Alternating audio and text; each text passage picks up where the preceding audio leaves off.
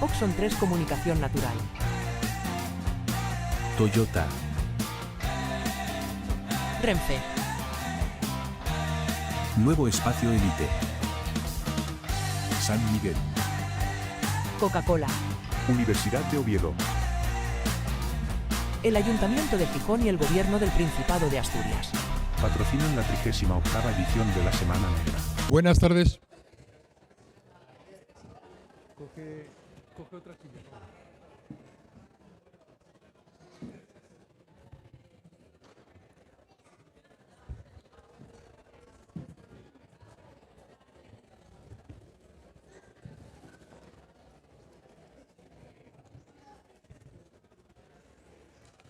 Hay que darle al on.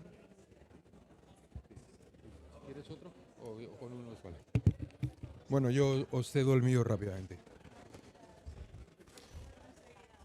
Sí.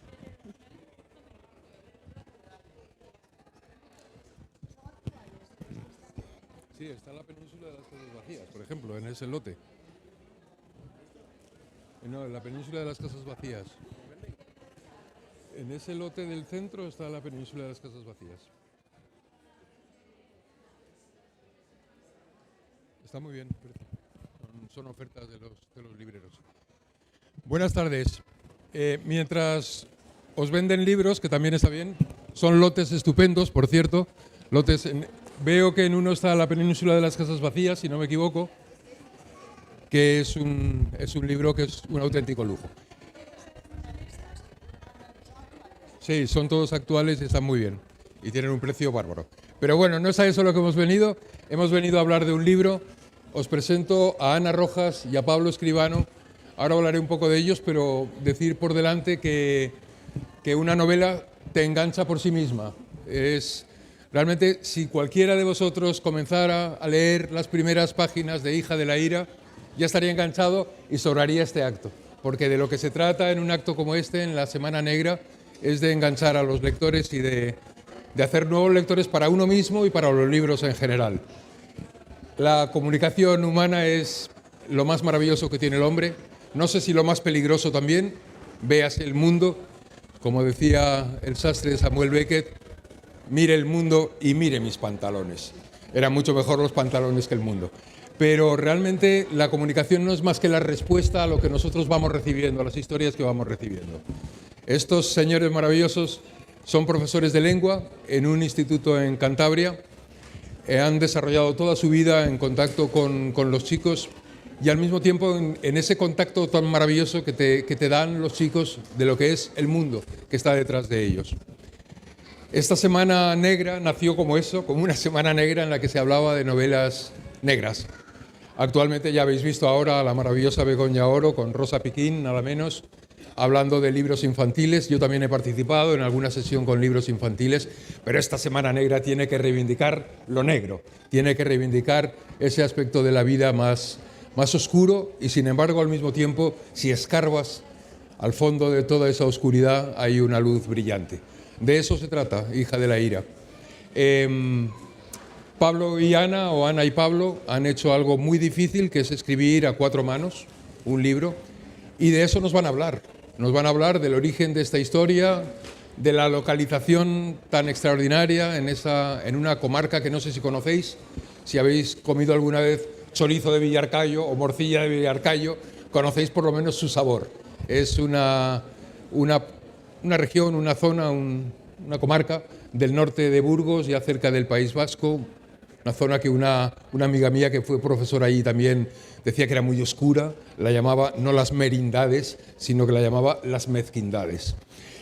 En este libro no se respira esa mezquindad por ningún lado, sino solamente una historia realmente brillante y de verdad atrapadora. Yo he sido un gran consumidor de novela negra. Hace tiempo que no leía novela negra porque estaba saturado de ella, creía que yo lo había leído todo, pero no lo había leído todo porque no había leído todavía Hija de la Ira. Y sin más, pues os dejo a Ana y a Pablo para que hablen del origen de su libro. Y bueno, aquí estoy yo como el bombero, por si hay algún momento, algún impasse, pues arrojaré un poco de fuego en vez de agua. Bueno. Muchas gracias. Tenemos, sí. Muchas gracias, Gonzalo, por tan tan favorecedoras palabras. Ya, qué bien habla, ¿eh? Jolín, A ver, ahora tenemos que hablar nosotros. Fuah, Y por eso. es que este público está un poco más crecido que los nuestros habitualmente. Bueno, y nada, empezamos normalmente estas charlas hablando un poco de cómo surgió esta novela y de cómo llegamos a decidir escribirla entre dos. Y ese es un poquito el punto de partida, ¿no? Trabajar en equipo, en nuestra opinión, siempre es mejor que trabajar solos. Y esa sería la idea clave del trabajo a cuatro manos. En todas las disciplinas humanas, las agrupaciones de personas tienen más éxito que los individuos aislados. Y en literatura es un poco raro porque no se estila mucho, pero creemos que también es así. ¿Cómo hacerlo? ¿Cómo escribir a cuatro manos? Si esa es una pregunta que puede interesaros. Pues nosotros partimos inicialmente de un esquema. Para ser dos necesitamos un esquema en el que esté todo muy trabajado, muy especificado, de tal manera que luego podamos repartirnos la tarea de escritura. De tal manera que, bueno, lo que hacemos es un gran guión, una gran página en la que se elaboran todos los capítulos de la novela y tratamos de definirla al máximo posible. Esa era la idea inicial y así avanzamos durante la primera parte de la creación hasta que nos aburrimos y fallamos a nuestro propio método y entonces decidimos que queríamos empezar a escribir ya y como éramos noveles y no sabíamos que eso era un error, pues así lo hicimos y entonces nos divertimos mucho porque empezamos a escribir, a crear los personajes, los contextos, todas las tramas de posibles, hasta que llegamos a un punto en el que vimos que aquello no podía seguir así porque empezábamos a cometer errores que no habíamos previsto. Una de las particularidades de una novela negra, de una novela policial, es que tiene que haber una investigación en la que la policía lleva de la mano al lector, una policía inteligente, lleva de la mano al lector, de modo que éste vaya descubriendo poco a poco cuál es el misterio, ¿no? del que se habla. Y lo que nos pasaba era que nuestra policía iba un poquito por detrás de las expectativas que habíamos puesto sobre ella. No parecía tan lista, tenía fallos y ahí vimos que teníamos que volver al esquema, dejar de escribir, destejer como Penélope gran parte del telar y volver a diseñar el esquema de nuevo para que todo encajara y poder escribir con seguridad. Eso tardamos en aprenderlo, pues qué sé yo, quizás bueno, es que medio año. Te has comido lo principal de nuestro método. Nosotros desde hace años trabajamos juntos en proyectos pedagógicos y los diseñamos una tarde a la semana, porque decidimos que por la mañana no daba tiempo a nada y que nos teníamos que quedar a comer un día y esa tarde pues trabajábamos. Cuando surgió esto de hacer la novela, lo que teníamos en la cabeza era el personaje de Oriana. Solo teníamos esa certeza y un título que luego nos quitaron en la editorial. Pero la certeza era que Oriana, que viaja sola, que va en bici, que paga en efectivo, que no lleva móvil, que va por caminos secundarios, que no habla con nadie más de lo imprescindible, a esa mujer le pasaba algo en ese camino de huida y teníamos que diseñar ese mapa alrededor de todo lo que le pasaba, ¿no? Porque la perseguían, a dónde iba, cómo dejar de huir, cómo reaccionar a la amenaza, todas estas cosas, pues las fuimos poniendo en el mapa. Sí, es verdad que empezamos a repartirnos la escritura antes de acabar el mapa porque ya conocíamos a Oriana, ya queríamos escribir. Y luego a mitad de novela, no sé si mitad o un poco más, tuvimos que meter a nuestra policía y no parecía tan lista. Entonces tuvimos que volver a rehacer ese mapa. Todo esto viene porque nos hemos empeñado en mezclar géneros, ¿no? Hemos empezado con un thriller, ¿no? Ella, la protagonista huye, hay una persecución, hay una intriga, ¿por qué le está pasando esto? ¿A dónde va? ¿Cómo lo va a asimilar? Luego aparece, bueno, se ve envuelta una serie de crímenes. Nunca sé bien hasta dónde contar para no fastidiar la lectura a la gente. Si veis que estoy contando mucho, me hacéis alguna señal así sutil y ya me callo. Bueno, entonces aparecía la policía y bueno, había muchos crímenes, entonces venía de la Luisa Fonfría, que es nuestra inspectora, que viene de Madrid, viene de la UDICO, de la Unidad de Crimen Organizado, y claro, es muy lista, no puede ser que no parezca lista, ¿no? Y en ese trayecto de investigación policial, pues es verdad que nos enfangamos un poco. Pero luego ya una vez rehecho el mapa, supimos un poco cómo salir. Bueno, la clave es que hace falta un mapa. Para escribir entre dos Para no hace perderse. falta un mapa para no perderse, porque te pierdes. Y eso, bueno, pues cuando lo contamos en las presentaciones parece que el método funciona porque ya lo conocíamos, y lo que es en realidad es que el método lo fuimos descubriendo a medida que íbamos fallando. Hemos estado 2 años escribiendo esto, como dice Ana, 3 horas de los jueves por la tarde. De jueves a jueves se nos olvidaba, teníamos que volver a mirar el mapa, si no estaba bien hecho el mapa. Teníamos fotos del mapa porque lo hacíamos en la pizarra de un aula y no teníamos nuestra propia letra. Sí, y bueno, ese es un poco el método de creación, ¿no? Luego, una vez el mapa concluido, nos repartíamos la tarea, es decir, cada uno escribía lo que le apetecía, los capítulos que mejor se acomodaban o las que más gusto les producía. Y nada, y luego el siguiente sistema es leer juntos, leer en alto, porque a la lectura en voz alta se detecta la sonoridad de los párrafos, de las oraciones, se detectan muchos errores. Y bueno, como pretendíamos también darle al lenguaje un poquito de profundidad, un poquito de tono poético, si era posible, pues también esa lectura en alto te da esa noción del ritmo, ¿no? Del ritmo que tiene la prosa. Y bueno, y un buen día terminamos y dijimos: la novela está perfecta, ahora vamos a hacernos ricos y vamos a ver a quién se la vendemos o qué premio ganamos. Sí, al principio elegíamos el premio que queríamos ganar, que tiene mucha pasta. Cogimos los premios más gordos y los mandamos a todos. Y no llamaron. No llamaron. ¿Qué crees? Es una cosa que todavía no nos explicamos. El caso es que no llamaron y fuimos sucesivamente mandándolo a los premios más pequeños hasta que vimos que ni tampoco los pequeños. Entonces decidimos que lo nuestro era una novela de editorial. Que había éramos que más gente de editorial que de premios. Y decidimos mandarlo a las editoriales, también a las elegimos, que más nos gustaban. Claro, al principio a las también favoritas. elegíamos, ay, esta que tiene unas portadas estupendas. En esta línea mira qué entramos gramaje nosotros. de papel. Sí, ese tipo de decisiones tomábamos. Luego, cuando las editoriales tienen por costumbre no contestarte o contestarte que no, lo cual también pues te deja en una posición ahí medio crujido, ¿no? Medio mal. Y entonces decidimos tirarnos ya a por una cosa que habíamos oído que existía, que son los agentes literarios. Sí. No sé si habrá alguno por aquí. No hemos visto nunca uno. Si hay alguien que lo diga, Mandamos porque emails no hemos conocido nunca ninguno. No sabemos si existen. Se supone que son gente que mueven tu manuscrito por las editoriales y te dice en cuál encaja.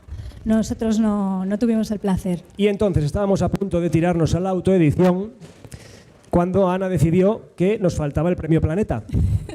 Y dice un día en la cafetería del instituto: oye, Pablo, voy a mandarlo al premio Planeta. Y yo le digo: mándalo donde te dé la gana, porque vamos, de perdidos al río.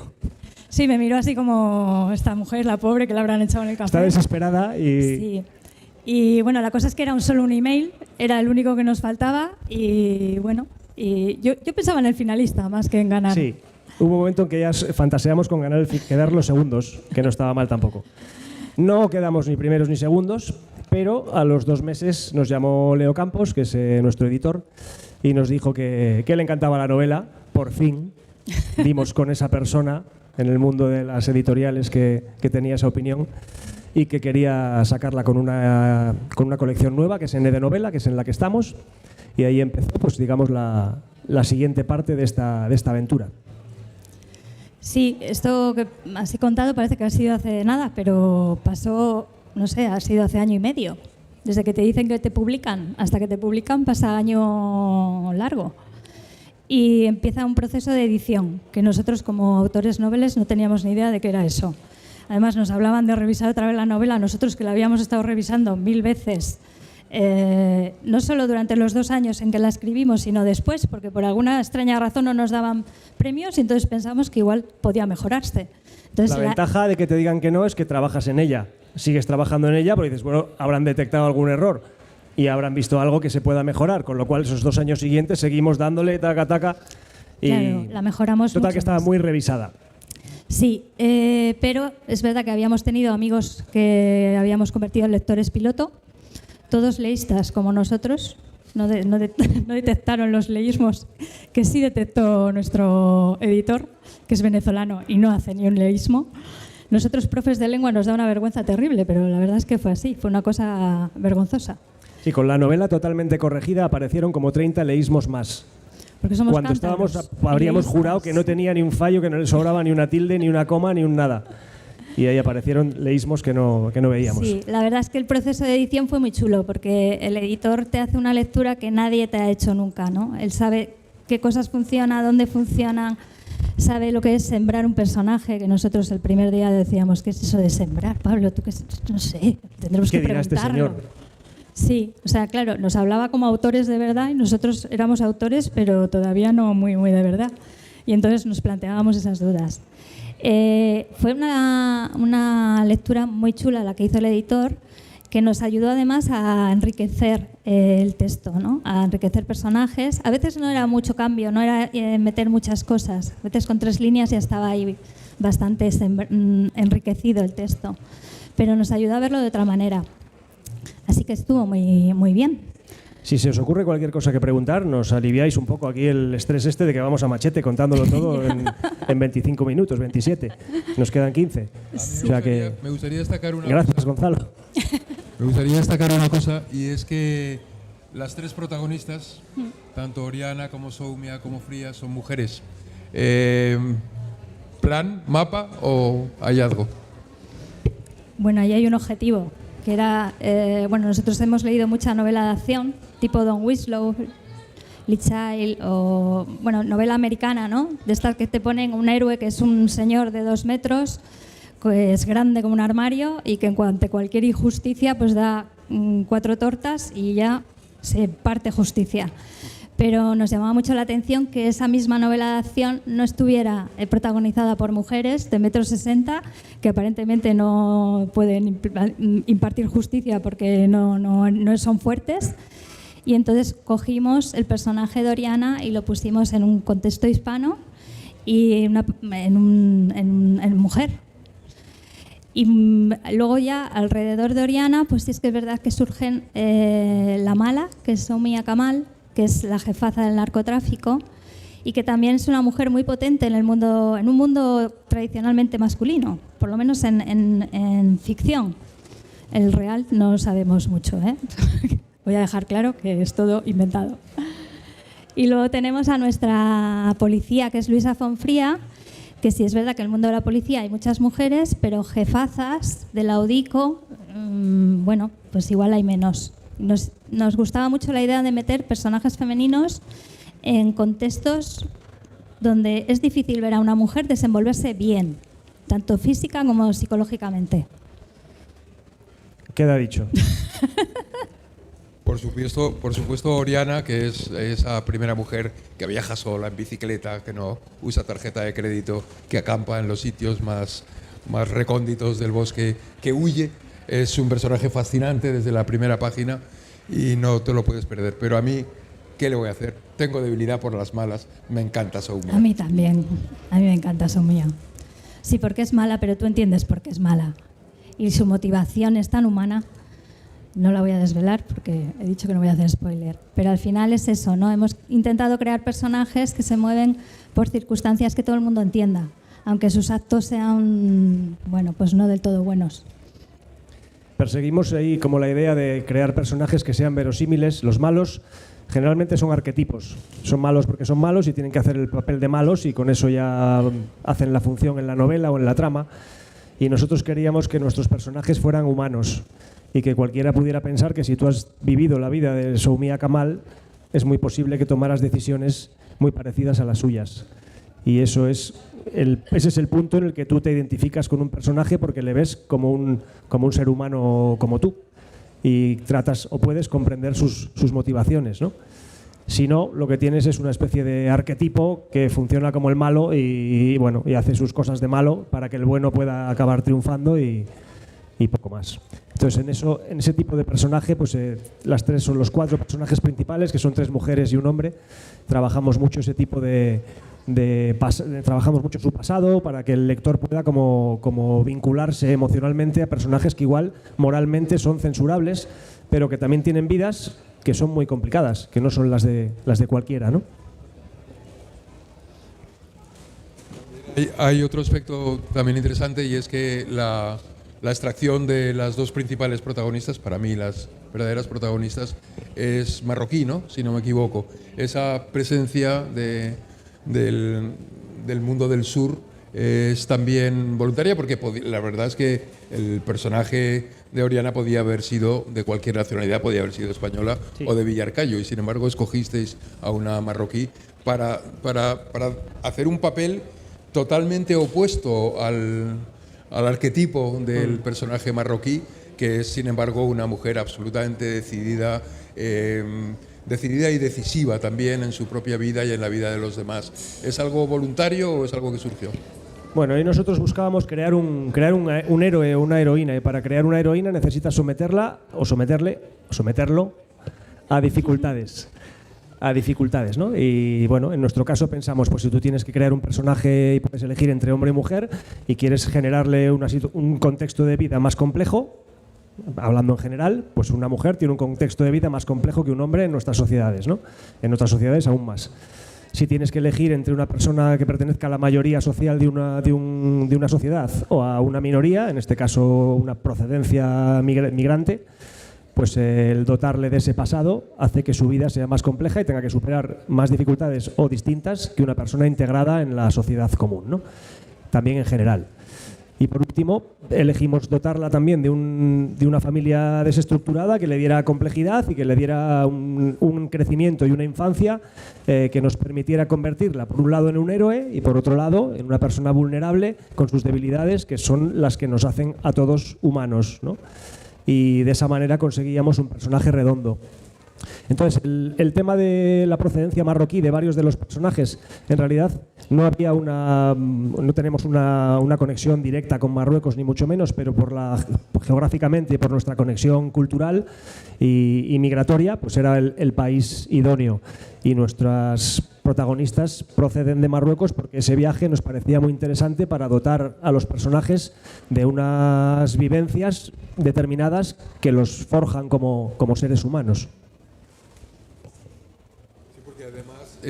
Oriana, viniendo de Marruecos, es sin embargo, en la primera parte de su biografía, digamos en la segunda parte, en la parte intermedia, en la parte en la que ella toma sus propias decisiones, son decisiones muy positivas, muy de integración en España, y sin embargo luego se encuentra con que el pasado viene a verla y la devuelve otra vez al origen oscuro, ¿no? Sí.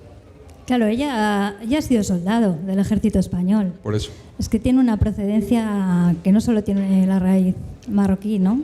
Es la historia de tanta gente, ¿no?, que ha crecido aquí y que tiene un origen porque sus padres son de otro sitio. También queríamos normalizar eso. Hay mucha gente que nace aquí, que sus padres son de fuera y son de aquí, y hay que aceptarlo y ponerlo en valor. La idea era no tanto hacer digamos, como una valoración sobre el tema en sí, como más tratar de generar un personaje que tuviera estas características, que no es un personaje habitual en la literatura española, pongamos por caso, y normalizarlo. O sea, es decir, generar la historia de ese tipo de persona o de una persona con esas características que son un poco particulares, y en vez de valorar si está bien, si está mal o si tal, dejar al lector que sea el que viva la vida de ese personaje, ¿no? Entonces, nuestros narradores no hacen juicio moral de lo que sucede o de las situaciones. Simplemente creamos personajes que consideramos verosímiles, de tal modo que sea el lector el que pueda juzgarlos, empatizar, distanciarse o hacer lo que cada cual quiera con ellos, ¿no? Pero nuestro punto de vista no es el de tratar un tema, sino el de construir un personaje dentro del cual está el tema. Es el lector el que tiene que elaborarlo, si es así, si tenemos éxito en nuestro propósito. Igual doy una sorpresa a alguno de nuestros oyentes y le digo, él es el de Cuaderno de Hanoi, un libro de poemas de su estancia en Vietnam, ¿no? En Saigón, Cuaderno de Saigón, perdón. ¿Y cuánto tiempo estuviste en Vietnam? 4 años.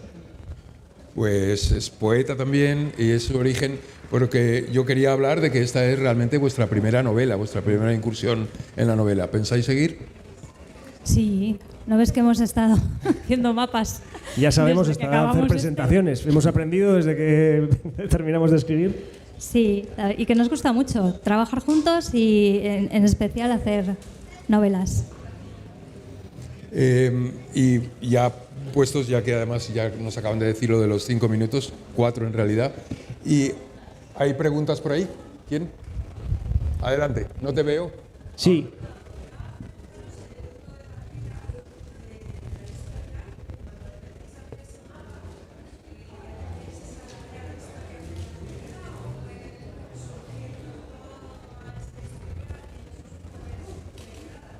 Teníamos un personaje y un título. El personaje femenino este que habíamos trasladado un poco de... Habíamos leído cosas en la novela esta norteamericana de un poco de tipos duros, para que te hagas una idea, rollo Clint Eastwood, si te haces para hacernos una composición de lugar. Ese personaje, tratar de traspasarlo a la literatura española en un contexto español y en personaje femenino. Ese era el punto de partida, se llamaba Oriana, que es la enamorada de Galaor en el Amadís de Gaula, una novela del siglo XIV, que tenía yo por ahí almacenada en la memoria, y nada, y un apellido, Al-Zarqawi, que es el apellido de Oriana, y que le da una visión de su origen. Y con eso empezamos a tramar. Sabíamos que la perseguían inicialmente y no sabíamos en qué iba a dar. Una de las cuestiones derivadas de esa pregunta, digamos, es que es una novela en la que se juntan 3 ideas. Por un lado hay un thriller, hay una persecución, por un lado hay una novela policíaca, porque hay una investigadora que busca a los asesinos, digamos, y por un tercer lado hay una novela negra porque se profundiza en el mundo del AMPA y hay una cierta reflexión moral sobre eso, ¿no? Y bueno, de ahí partimos y de ahí empezamos a tejer un mapa gigante, como tú dices. Así es. Para completaros el mapa y hacerla más atractiva todavía, la novela, hay que decir que nos hemos dejado toda una subtrama, que es la de las merindades, de los enjuagues urbanísticos, etcétera, etcétera, que son los detonantes realmente de gran parte de la historia, ¿no? ¿Queréis reflejar también ese submundo empresarial y corrupto o fue surgiendo? Fue surgiendo porque en realidad a nosotros nos hacía mucha gracia colocar a Oriana en una trama de crímenes en Villarcayo, que es un pueblo pequeño del norte de Burgos, que normalmente donde no pasa nada teóricamente, no pasa nada, y donde no va a pasar nada. Y donde la verdad están encantados, que teníamos un poco de miedo, digo, a ver cómo encajan esto en Villarcayo. Nos han invitado a dar el pregón ahí a Villarcayo. Sí. Sí, la verdad es que ha sido curioso porque hemos ido ya a una presentación allí, nos han tratado fenomenal y la gente estaba... No, la gente, el alcalde y los concejales estaban emocionados de que hubiera una novela que tratara de su pueblo, que claro, siendo Villarcayo pequeñito no debe ser tan habitual. Y era para ellos una cosa muy, muy, muy chula. Y para nosotros más, imaginaos. Os pagarán en chorizos, claro. Esperemos que sí. ¿Alguna pregunta? Nos queda un minuto. ¿Alguna pregunta urgente? Pues una duda, por mi parte. ¿Os habéis decidido entre HBO y Netflix? Porque es evidente que esta novela es una serie de televisión. Pues sí, el primero que venga. Están tardando un poco en venir. Sí, porque salió el 7 de mayo y debe no sé ser qué que hacen. estamos en verano. Están ahí esperando, sí, a septiembre será. Pues muchísimas gracias por vuestra asistencia, por vuestra sonrisa. Ha sido un gusto hablar con vosotros. Muchas gracias. Oxon 3 Comunicación Natural. Toyota. Renfe. Nuevo Espacio Elite. San Miguel. Coca-Cola. Universidad de Oviedo. El Ayuntamiento de Gijón y el Gobierno del Principado de Asturias. Patrocinan la 38ª edición de la Semana Negra.